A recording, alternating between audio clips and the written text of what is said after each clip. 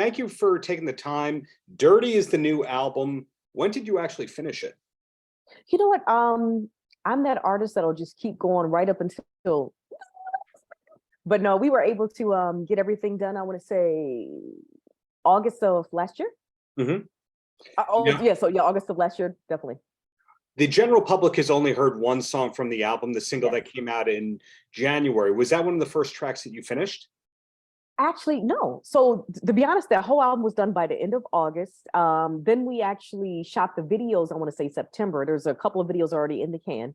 And we decided that this would be the first video that we felt represented, just something good to come out with, especially, January, how everything was looking. It just seemed like just a good space and a good time to release Say My Name, and we went with it. Say My Name is a great track. One of my favorites on there is the Zeppelin cover. I hope that's not an insult. And I love that. Now, I call it, because I heard Robert Plant once complain in an interview that everyone called it Dire Maker, and it's really Jamaica. Yep. Okay. What percentage of people are still calling it Dire Maker to you? Well, I was actually the one person that was a part of that 1% saying did Dire Maker.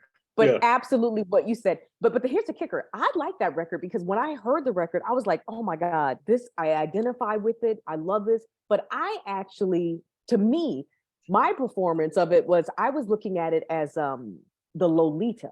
You know what I mean? Like the answer to how he was saying it, to him teasing Jimmy Page, and I just kind of looked at it as that if I were in the group, then I would say, hey, here's the way I would sing my version back to you guys as the answer is like the sweet, innocent. Because to me, the way I did the performance, I felt was more like sweet. What I mean? It's got still the rocky elements, but the way vocally, the pop, the way I sang it was just like, I felt like the tease, like that kind of, you know what I mean? And then especially the end with the, oh, daddy, I really love you, baby. Oh, you know what I mean? So I was going for more of that approach with that particular record, but I loved it. I love the groove of the original they did. And I thought, there's so many different covers, but I want to throw my name in the hat and give my take on it, how I seen the record, but doing it from my perspective, if I was a part of Led Zeppelin. This is the answer. Well said. I mean, you pulled off the flipping. The way that I Shot the Sheriff was, the Bob Marley version. And then when it's sung from Eric Clapton's perspective, it means something really different. I love that. It's so funny. Thank you. I didn't even think of that like that. Awesome. So we nailed it. It's coming from you. Thank you. That's cool. Well, if you can take more compliments, if you don't mind, you have it really tough in that when I hear one of your songs, I expect the vocals to be fantastic. I expect there to be a great guitar riff and or solo in there. I expect the rhythm section to be tight, and then all sorts of ear candy with the extra backing vocals. But one thing I can't figure out with all that is it always sounds like the rhythm section is live and you're singing to that, but then it sounds like there's a lot of overdubs later in the fact. So how do you actually record the majority of things? Look, pretty much you're nailing everything that is the Malina Moye signature style and the sound. Because I love live music, but at the same time, for me and for the producers, the goal is to obviously take the elements that we like, but to make it contemporary, because obviously this is 2023. And, I am a guitar player. I am a writer. I love melodies. I love harmonies. And I do love solos in the right place. And I also feel there's a place and a time for it. But for me, it's always about serving the song, right? Especially when we're talking about an album. And I look at the album as also, how you have McDonald's and then you have like a meal. So you can always, it would be great if you could have a meal that you could get that could be fast, but still something that's good for you and feels good. You know what I mean? So for me, I wanted to definitely have a bit of both of these things, but I wanted it to be what I like, what I think my listeners would like, because I like this. Maybe this is something that you would like. And I'm always wanting to perfect what we did from the last record, because I just feel like all of my progression has been exactly what you just described. So when we recorded it, you know what I mean? Because when we recorded it, my thing is we're going to always use live instruments, and we're still going to, some stuff we're going to go, like with Say My Name, we're like, you know what? This one, we actually have to, we married the guitars with keyboard guitar, which is how we got it to be that really thickening. And, because you can obviously keep doubling the guitars, but it'll be a different thing. You know what I mean? So we're like, hey, let's marry the two, see what it sounds like hitting the chords. You know what I mean? And then obviously you're going to still do your lyric. I'm just a pop writer regardless. So that's going to always be Malina. You know what I mean? And then you put in the different elements that go along with that to help you to really enhance your sound and help me as an artist enhance what I'm trying to do. Yeah, I mean, and then so that one went that way. The rest of them was definitely all of us in a room Mhm. and me taking the songs that I normally like. I will go for a walk. I'm driving. Like Courage was just me driving, and then suddenly I hear certain sounds. I'll start saying it in the phone, right? And then I'll just do a bunch of things, and then I'll come home and try to figure out what I was talking about. And the Mhm. joke I made earlier was I had all this mumble jumble on the phone, and I thought, okay, let me go to the guys and tell them this is what I created. And then I played it for them, and they were like, "What the hell is this shit, Malina? We don't understand nothing that you just did." Because it's like me singing the lines. I'm like, "You don't hear this? You don't hear this?" And they're like, "Girl." So then it's like, then we start putting it all out, mapping it out, and then now we have our album. But I'm always going to be, I'm a student of life. So I'm like, hey, I hear that Yeah. melody. Let me go down. I hear this. Let me hear it, and I put it down. So then that was another piece of how I should say 100% all of the music's created. And then when I hear a vision, or I see the vision, I go, okay, yeah, this is full band. This one is actually needs to start with the keyboard or something more produced, and then we'll add the other elements in it. And then also with the vocal, I've always been a fan of just a simple melody. Everyone should be able to sing the song, and I love a strong hook. Always And have. and you're able to play leads while Yeah. singing. Is Oh that yeah. something that you were able to do at the beginning? I guess I never looked at I mean, it just seemed like I guess the other factor is when you don't know how something is supposed to be, Oh, um, you just do it, right? So then you just start to come up with stuff, and that I think that again is how you become the artist, or you become what makes you who you are. So I've always just been the person to write, like not write it out, but sing it, come up with it, understand what's going on, write the lyrics out, do it, mhm. and then put the if it's the lead line, put all those pieces in the record. So it just seems like second nature to me. I don't think I've ever had, no one's ever asked me that question. So I'm like, it just seems like a normal, like breathing, like that's what we're all, I mean, that's kind of what I just do. And then you want to just get Yeah. better at it. So you just keep rehearsing, keep doing it. And here we are.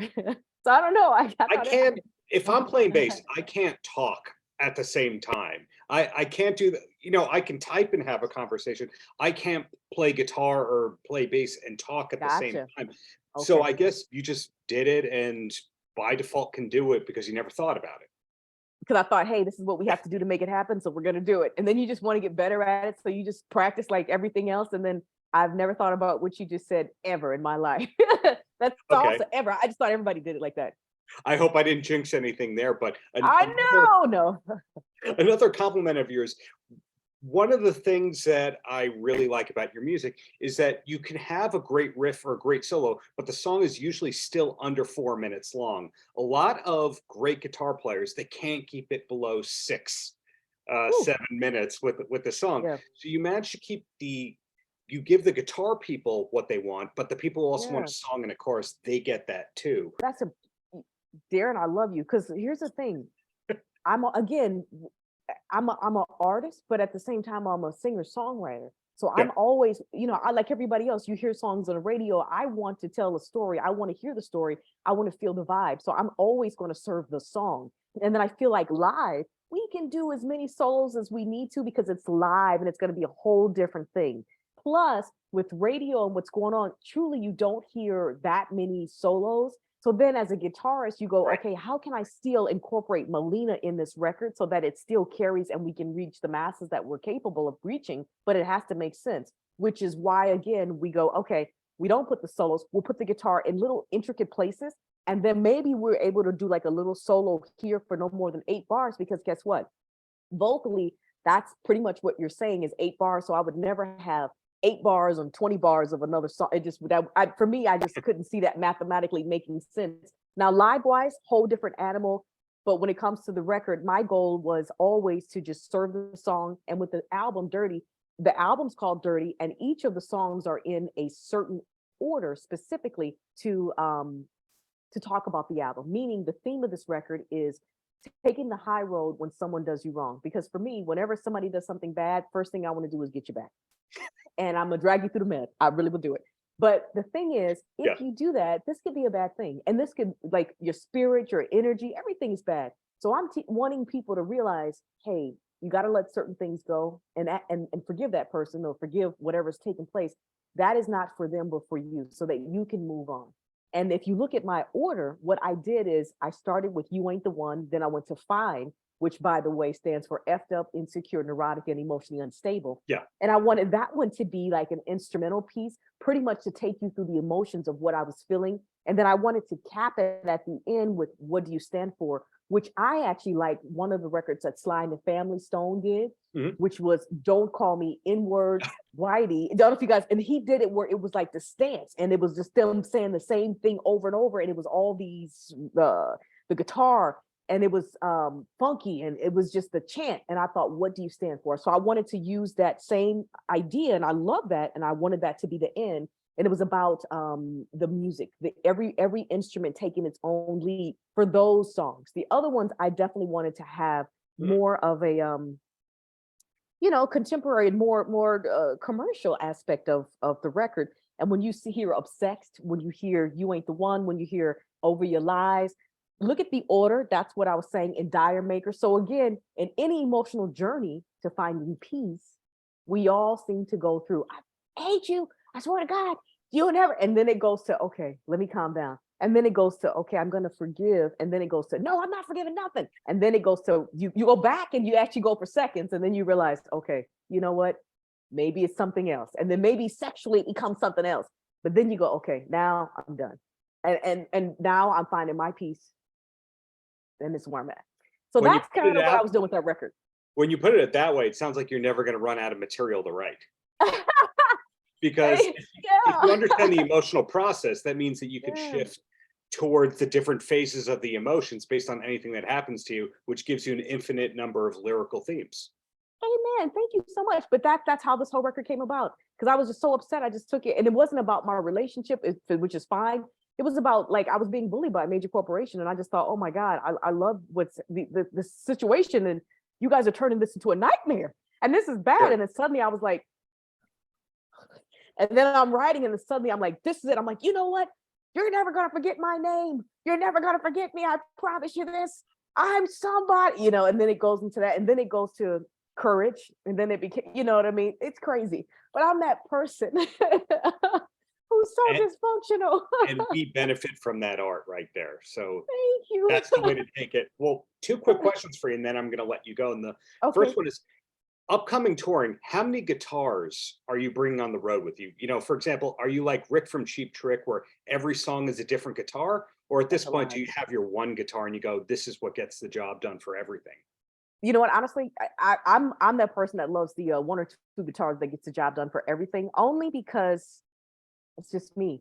I mean, I think I have a lot of guitars, but I always feel like, you all have that one that you just love, and it's special and it's incredible. And this guitar really does a lot of things that you need. I guess no matter how much excess I love, I will always be the simple person. And then there's going to be the other guitar that, in case this one goes bad, something, then you can just grab the other. But I'm always just going to be that simple person. And the techs are always just happy because that's just me. If techs are doing their job, hey, understood that you need to have the backup nonetheless. But yeah, we just roll with it.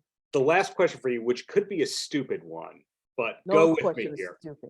Okay. Yeah, no question stupid. Where does Van Halen factor in to your guitar development and evolution, if at all? Oh, that's such a great question. I mean, Eddie Van Halen, or Van Halen, the group, you talking about just the group in general, or just Edward Van Halen? I mean, I think that the group as a whole, because there's multi-facets to the whole thing. That's right. Because think about it this way too. I mean, when you look at Van Halen, people know them as a rock group, but you have to understand that that's also pieces of blues. Eddie Van Halen is a phenomenal guitar player, and obviously keyboardist as well. But I think a lot of the roots that come from is actually blues, and the soul and the feel. Eddie Van Halen could shred, but Eddie also had feeling and soul. When you go back and you really listen to like Beat It, you listen to just the records that they've done themselves, and also the writing. I mean, how do I know when it's love? I mean, look at all, like, that's commercial, but at the same time, it's so badass. It's rock, the chord structure. I mean, to me, I always say when people are blown away when I say, honestly, when you think about, let's say Prince, and he Kiss. People don't realize that's actually blues in the key of A. Yes. If you slow that down, I mean, that's where you just go, it's the simplest things are the ones that make the most sense. And those are the ones that people really identify with, because to me, I think less is more. You get to put more of yourself into that record. And just Eddie Van Halen being experimental. And when he always says, if I like what I believe too, make mistakes playing, because guess what? That note doesn't work. Then don't play it again, because you fail. Like, I mean, honestly, fail as much as you can, because that means you tried.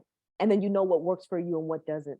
I thought it was the opposite, where when you hit the wrong note, you hit it the second time to double it down to make it look like it was intentional. And can I tell you something? Well, I'm not even going to tell you what. So you'll pull it up. But for me, I am also that person that if I hit, well, it wasn't a bad note. Let's say that there was not two bad notes. It was that I didn't follow one line that I felt like everybody was looking and listened to, but they didn't catch it. So I'm not going to say what it was. But it was just the fact that I kept living that over and over and over and over, like, oh my God, I can't believe I did that. I can't believe I did that. But it was not a key. It wasn't anything. It's just the fact that people, it's like a choice that I had made, but I knew what I was trying to do. Didn't go out of scale, but that was not what I was trying to do. And so my thing, I was like, Eddie Van Halen was right. If it's right, it sounds right. It sounds right. It's right then. So that's it. And that's how I roll with my life. You cannot second guess it. You just go, hey, I did the best I could do. And so for me, on that aspect of him as just a player, as a person, if it sounds right, it's right. And then don't be afraid to just do what is you, do whatever is you. Like that's how you become iconic. Everybody we will then copy off of you, your handprint. There's only one you, that is your signature. I think that for me, seeing Eddie Van Halen with the bright colors and the red and Kramer, I was like, man, I want to do that. I want to be somebody. I want to wear clothes and look cool. So, I mean, it wasn't just the playing. There's so many aspects I think that definitely influenced me. And it was also just really believing in yourself. And like, think about it. Anytime you see somebody getting up and playing and wearing the type of clothes that people wear, and you know what I mean, making moves and smiling, it takes a lot of courage to get up there and just do that. Look at Prince. I mean, everybody, right? Because you're like, I want to do that. That's what it's about. Inspiring other people in that category. Well said. So I look forward to seeing you live in New York. But in the meantime, congratulations on this new album. And really, thank you for your time, Malina. Thank you. It was a pleasure. Thank you, Darren. And anyway, please look me up. I look forward to seeing everybody. Malina Moye. You can find me on all my socials. Other than that, stay safe and we'll see you on the road. Paltrocast.